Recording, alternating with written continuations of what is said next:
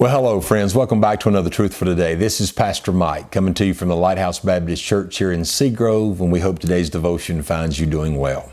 We're taking our reading today from the book of John, chapter number 15 and verse number 19. And Jesus here is having a conversation with his disciples, and he makes a statement to them that is imperative that we grab hold of. Here's what he said. He said, "If you were of the world would love his own. But because you're not of the world, but I've chosen you out of the world, therefore the world hateth you." What he was teaching the disciples is what they could expect in this life. And there's a very important spiritual principle behind it.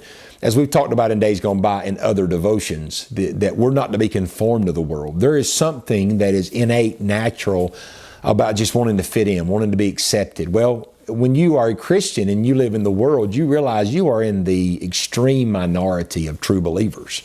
So therefore, you're not going to fit in with the world. You're not going to be accepted by the world. Matter of fact, the more you live for Jesus and stand for truth, the less likely you are to be liked and or appreciated. So Jesus here is reminding them that, look, there's a reason the world doesn't really get you, may not appreciate, like you, even want your company. It's because you're not of the world. We tend to, as creatures, gravitate to our own. And that's why Christian fellowship is so important, because there's not a ton of us, so we need each other, right? But we don't want to just get caught up in the idea that, oh, wow, okay, so I'm going to have to go through this world and there's a lot of people that are going to misunderstand me and not like me because I'm not like them or of them. That's not what you want to concentrate on. But look at the blessing. Here's what he said after that. After telling them they were not of the world, if they were of the world would love his own, he said, listen, but because I chose you out of the world. Man, what an extreme privilege for Jesus to love and choose you. He cared so much that he offered salvation, and you reciprocated by exercising faith, and then he pulls you out, choosing you, and changes you for his glory.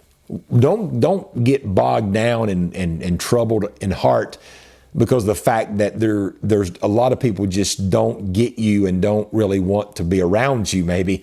But concentrate more on the idea that, man, my God loved me so much he chose me. What a special place, what a privilege it is to be a child of the King. I hope today, if you're going through some hardship or adversity because you just don't fit in, maybe this will remind you of your place and position in the family of God.